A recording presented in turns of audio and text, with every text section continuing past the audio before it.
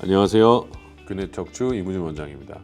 오늘은 카이로프랙틱에 대해서 좀 더 본격적으로 이야기를 해보려고 하는데, 제가 환자분들한테 많이 듣는 질문들을 이렇게 좀 모아봤어요. 그래서 먼저 이렇게 카이로프랙틱 하면은 제일 먼저 떠오르는 게 뭔가요? 하고 이제 물어보면 대부분의 많은 분들이 뭐 우두둑 소리 나는 거예요 라는 이야기를 많이 하는데, 그런 소리가 나면 그 관절에서 시원하기도 하고 통증도 이렇게 좀 줄어드는 느낌이 나니까 자꾸 하게 돼요. 교정도 받으면서 막 왜 소리가 오늘은 안 나죠? 이렇게 물어보시는 분들도 계시고. 근데 이게 도대체 이제 무슨 현상인지, 또 계속 해도 되는 건지, 그리고 이런 우두둑 소리 나는 게 카이로프랙틱이랑 어떤 연관이 있는 건지, 거기에 대해서 이번 영상에서 알려드리도록 하겠습니다.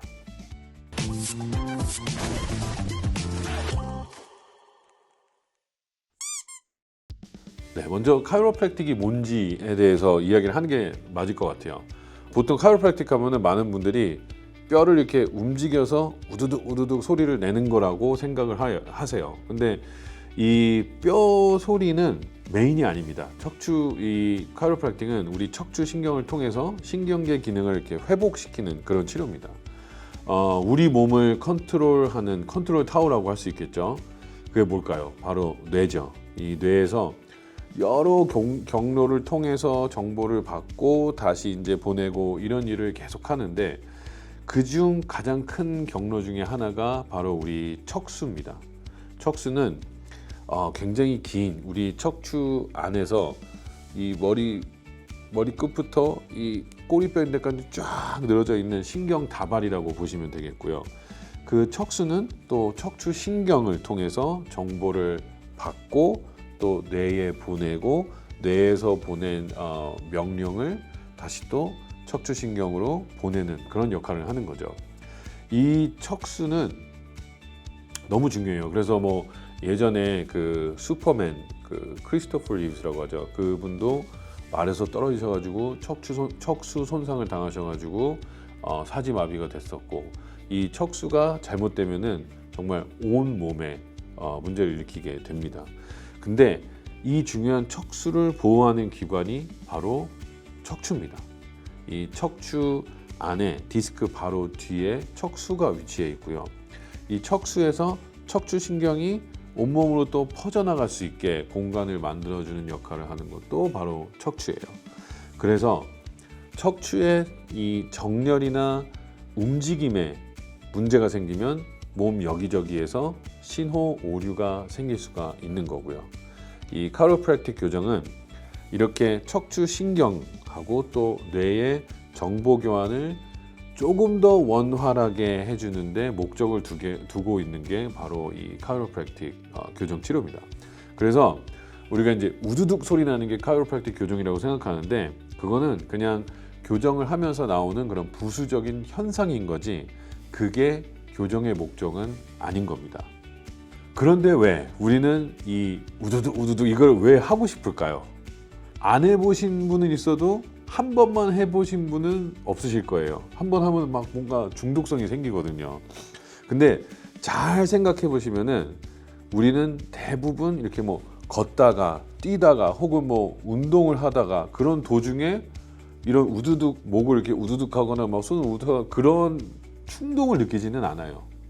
보통 대부분 언제냐면은 오래 앉아 있을 때, 뭐 어디에서 기다리고 있을 때, 혹은 컴퓨터를 오래 했을 때, 핸드폰을 오래 보고 있을 때, 혹은 뭐 운동을 시작하기 전에 뭐 이렇게 뭐 보면은 막 운동하기 전에 막 두두둑 하고 이런 걸 하시잖아요. 그런 때 충동을 느끼게 되는데, 그거는 이유가 있습니다. 바로 이건 몸이 우리한테, 야, 너 한 자세로 너무 오래 앉아 있었어. 이제 좀 움직여라. 아니면은 이제 네가 지금 운동하려고 그러지. 근데 몸이 그동안 너무 굳어 있었어. 좀 이렇게 움직일 준비를 해. 라고 신호를 보내는 겁니다. 이 신호를 보내는 이유는 간단해요. 우리 몸은 계속 움직일 때 가장 기능적이고 가장 제 역할을 할 수 있는 겁니다. 그런데 움직이지 않고 계속 오래 있으면은 점점 근육들도 일을 안 하게 되고 인대들도 계속 한 자세로 있게 되고 하면서 관절들이 하나하나씩 점점 굳게 되는 거죠. 그러면서 뭔가 여기를 움직여야 한다는 신호를 뇌 쪽에 보내게 되고, 뇌에서는 그러면은 나는 여기 우두둑 소리를 내면은 시원해지니까 우두둑 소리를 내야겠다 하고, 바로 이 영상을 보고 있는 순간에도 목을 이렇게 살짝 돌리시면서 우두둑 소리를 내시게 되는 거죠. 그런데 문제는 이제 여기에서 생기는 겁니다. 척추에 문제가 생기면 문제가 있는 그 척추 관절 부분은 제일 먼저 생기는 현상이 안 움직이는 거예요. 그래서 이 안 움직이는 아이들 때문에 우리가 우두둑 하고 싶은 충동을 느끼는 거거든요. 근데 혼자서 나 자신이 그 관절을 움직일 수는 없어요.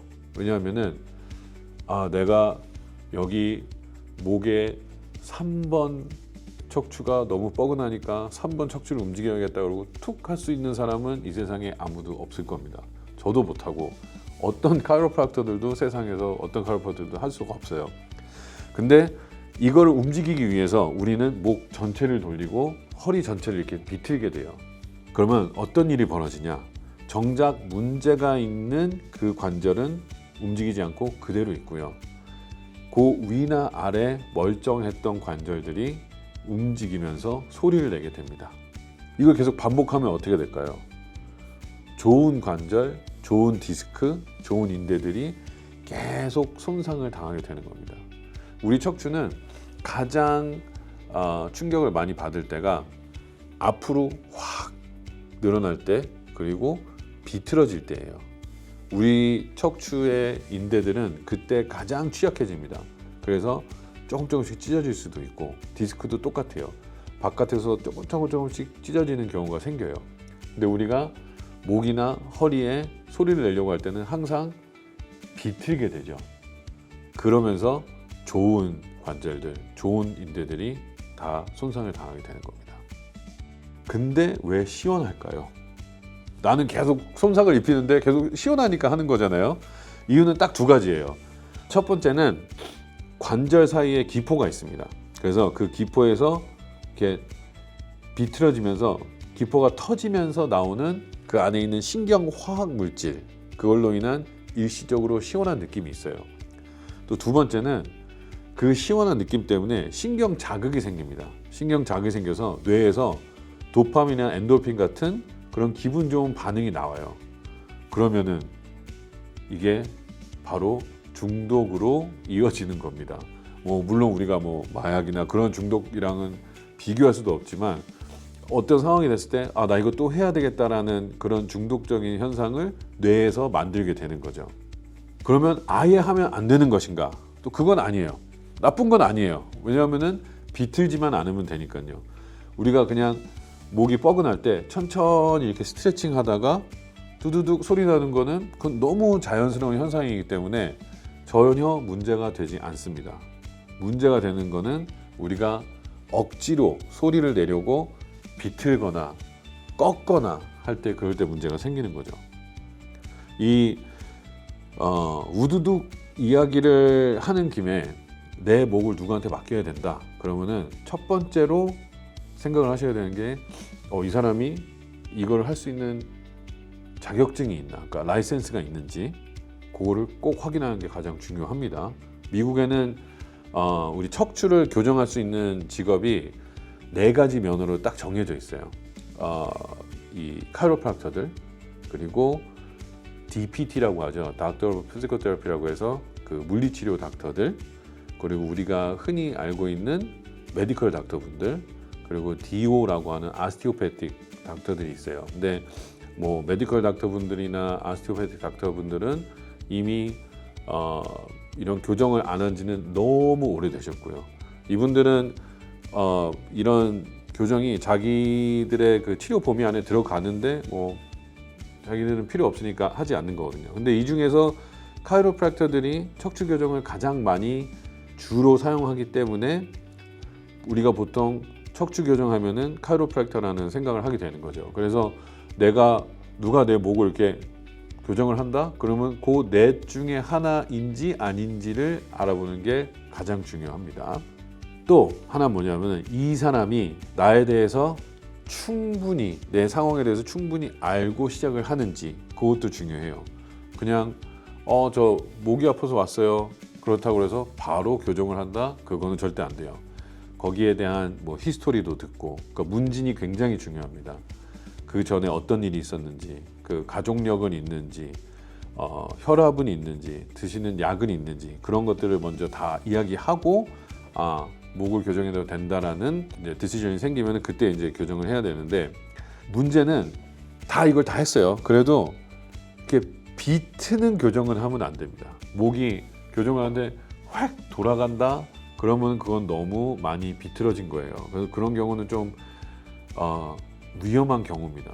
그렇게 해야 되는 경우가 굉장히 흔하지 않게 있지만, 보통은 이 내가 이렇게 요 선 안에서 움직여서 교정을 받는 게 가장 올바른 목 교정 방법입니다.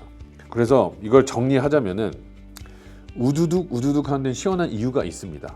근데 이거는 필요한 때에 필요한 곳에서 나는 우두둑은 굉장히 좋은 거고요. 필요 없는 곳에서 나는 우두둑은 오히려 더 위험해질 수 있는 그런 가능성을 갖고 있는 거고요. 그리고 내 목을 맡길 때는 자격이 있는 사람한테 꼭 제대로 된 검사를 받으시고 목 교정을 받으시는 게 가장 좋습니다.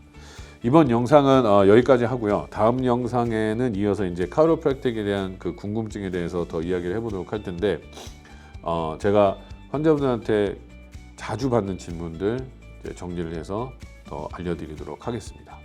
그때까지 건강한 척추로 지내시기 바랍니다. 감사합니다.